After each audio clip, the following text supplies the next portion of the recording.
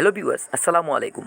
আমি এখন যে ব্রিজটার মাঝে দাঁড়াইয়া আছি এই ব্রিজটা হইল গিয়া খটারকুনা মনু ব্রিজ। হ্যাঁ, মনু নদীর উপরে অবস্থিত। ওদিক দিয়া দেখুন আমরার মৌলভীবাজার সদর উপজেলার মনোরমুখ থাকি এ নদীর শুরু। আর এদিকে ঘুরাইয়া দেখাইলাম একবারে ৭৪ কিলোমিটার রাস্তা পার হইয়া মনু নদীটা ভারত গিয়া পৌঁছছে, ইন্ডিয়াত প্রবেশ করছে বর্ডার হইয়া। আজকের এই সুন্দর দৃশ্যটা আপনারা দেখানোর আমি চেষ্টা করলাম। তো ভিউয়ার্স, আজকে এই দেখুন আকাশর সৌন্দর্যটা দেখুন, কি চমৎকারভাবে আকাশর ভিউটা ফুটিয়ে উঠছে। তো রাস্তাটা দেখুন কি যা সুন্দর, এই রাস্তাটা কত সুন্দর পরিবেশ, মানে দেখার মতো একটা জায়গা। চারিদিকে সবুজ গাছপালা, মাঝখানে দিয়া সুন্দর একটা রাস্তা, আবার উপরে নীল আকাশ, সব কিছু মিলিয়া জাস্ট ওয়াও, অসাধারণ একটা দৃশ্য ফুটে উঠে ভিডিওর মাঝে।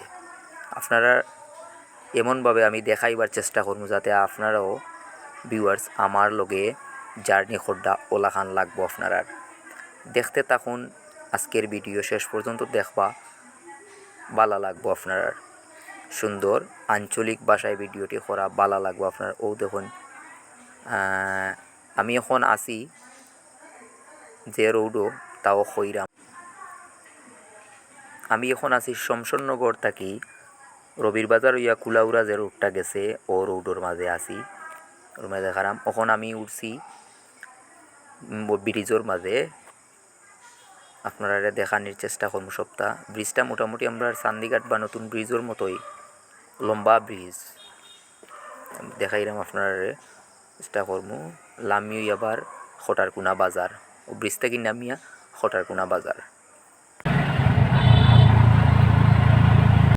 তো ভিউয়ার্স, আমি যে জায়গার মাঝে এখন অবস্থান করলাম এটা হইল হরিশতলা হইয়া ফতনসা যে রোডটা ঢুকছে ও রোডের মাঝে। যে দেখুন কত সুন্দর লাগে আজকে আকাশের দৃশ্য, আর একবারে নিস্তব্ধ, কোনো শব্দ নাই, মানে একদম নিরিবিলি একটা পরিবেশ, দেখতে ভীষণ ভীষণ ভালো লাগে।